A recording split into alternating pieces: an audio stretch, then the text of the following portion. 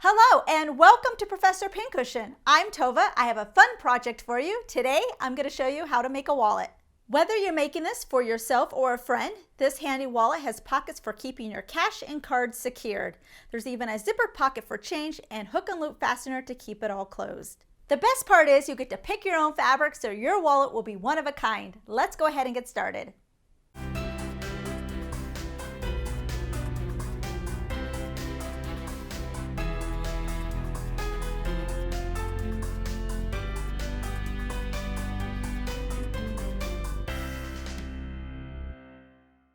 Here are some of the supplies you'll need in order to make the wallet. I'm using two different types of cotton fabric. You can just use one kind if you want. I got a 1/4 yard of each. You're also going to need some fusible interfacing. If you want it to be a little bit stiffer, use a heavyweight interfacing. I'm just using a midweight interfacing.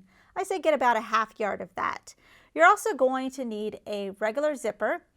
You want the finished size to be 3.5 inches, so if you can't find one that size, you can watch our tutorial on how to shorten a zipper in order to get it to the 3.5 inches. You're also going to need some hook and loop fastener. You just need a few inches of that. I would say at least 2.5 inches. You need a fabric marker, a sewing gauge, a pattern paper, or you can just use regular paper. This is to make our pattern pieces. You'll also need a ruler and pencil for doing that. Of course, you'll need your sewing machine, all-purpose thread, pins and needles, fabric scissors, and not seen here is your iron and ironing board. Let's create our pattern pieces. Now, there are 4 pattern pieces and they're all rectangles, so they're very easy for you to do yourself, and you can just do it on regular printer paper if you wish.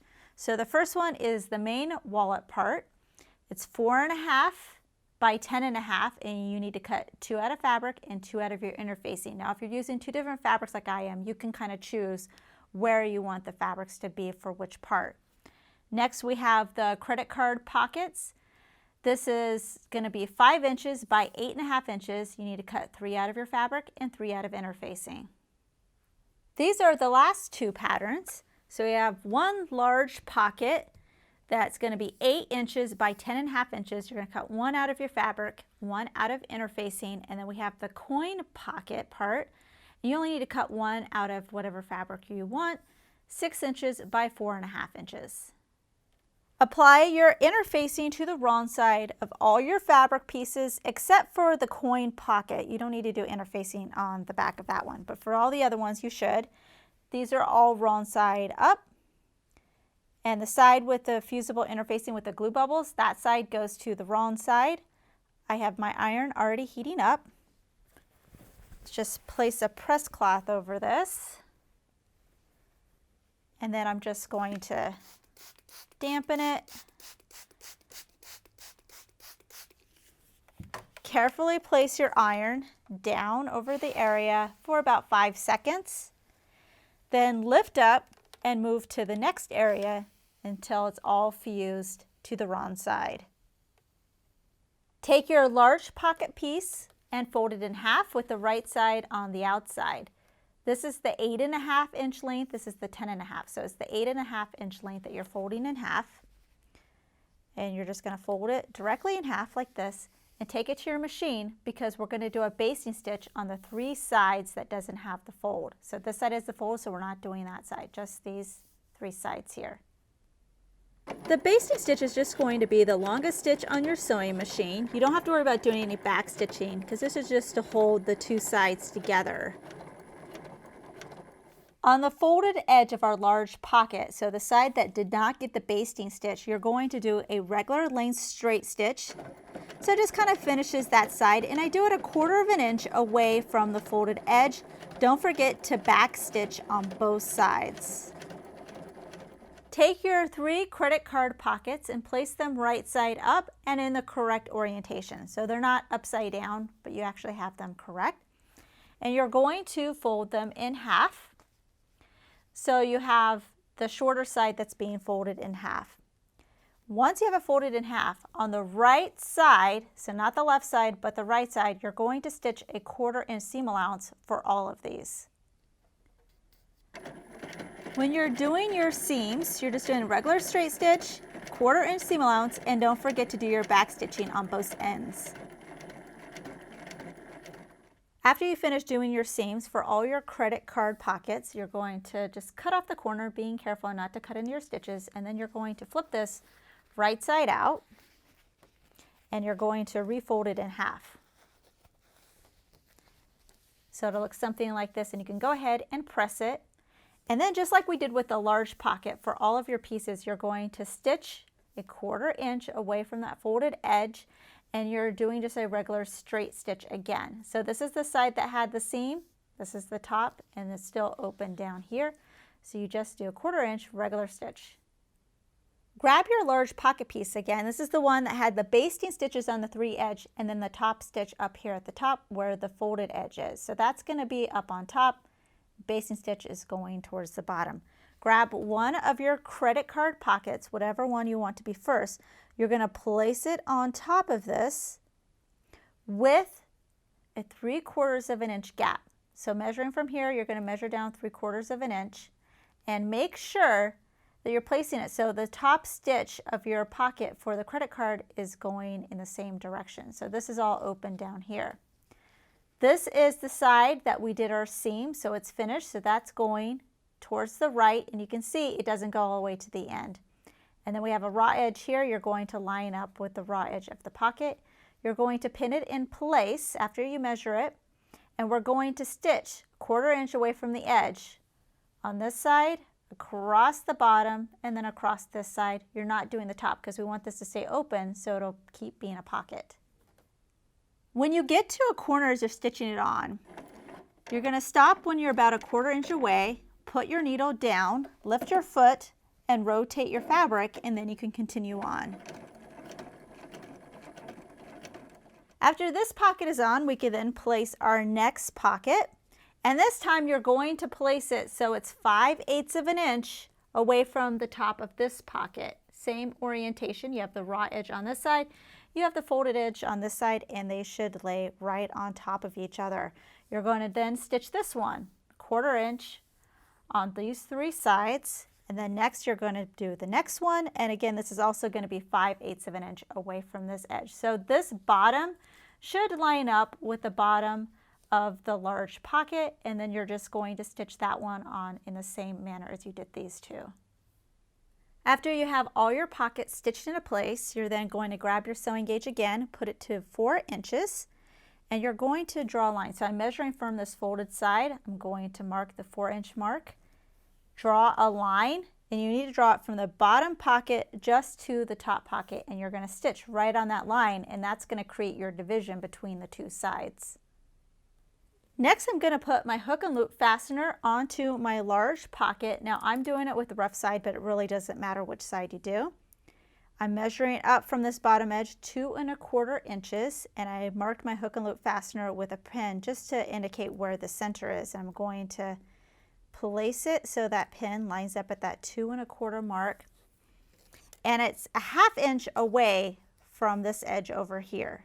So I'm just going in a 1/2 inch, pin it, and then I'm going to stitch around the perimeter of this whole piece. Stitch around your hook and loop using a regular straight stitch. Don't forget to back stitch, and you can do the same thing on the corners where you're pivoting your fabric by putting your needle down and raising your foot. You can see I'm just getting to a corner right now. So as soon as I get close, put the needle down, rotate the fabric, put the foot down, and then continue on.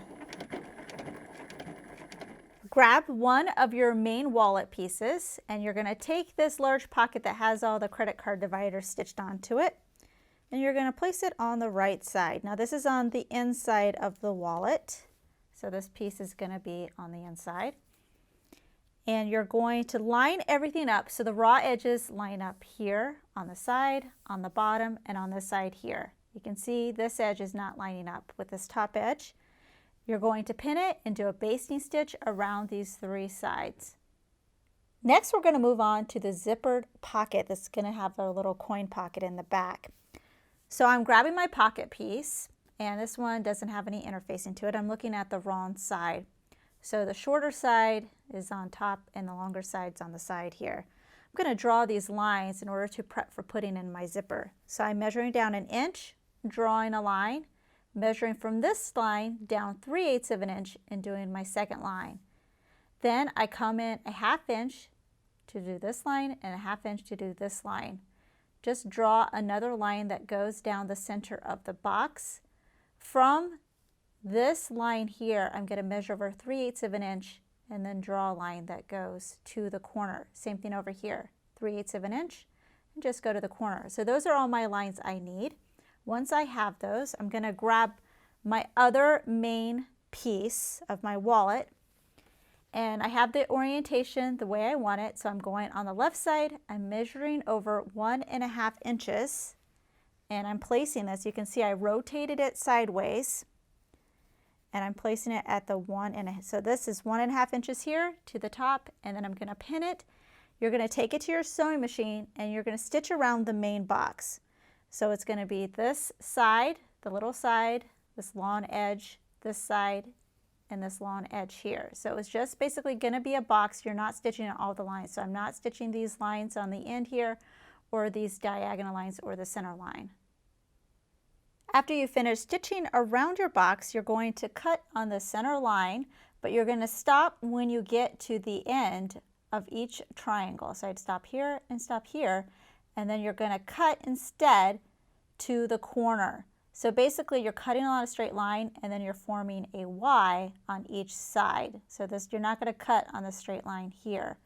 After you finish doing that, you're going to take all of this and you're going to flip it to the other side. So all this goes to the other side, to the back. So if I was to look at this, I'm not going to really see any of my pocket fabric, and instead it's going to look something like this. So once you get it looking like this all the way around, you can go ahead and press it.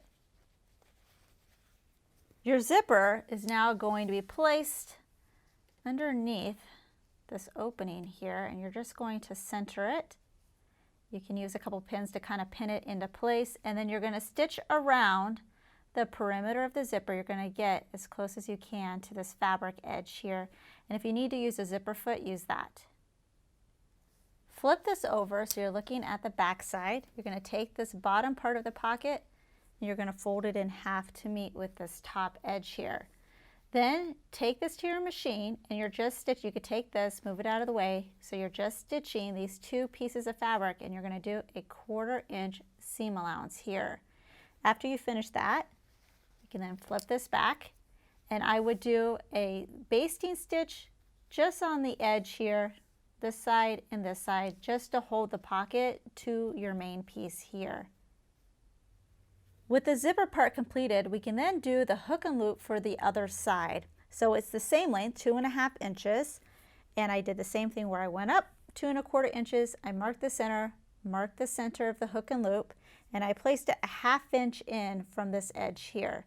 So once it's centered, go ahead and stitch around the whole thing. Next, we're going to be doing the rest of our wallet sandwich. So make sure if you have directional fabric like I do, you have it right side facing up. There's my other part, also right side facing up. Going to flip them so they're right sides together. And I'm going to pin all the way around.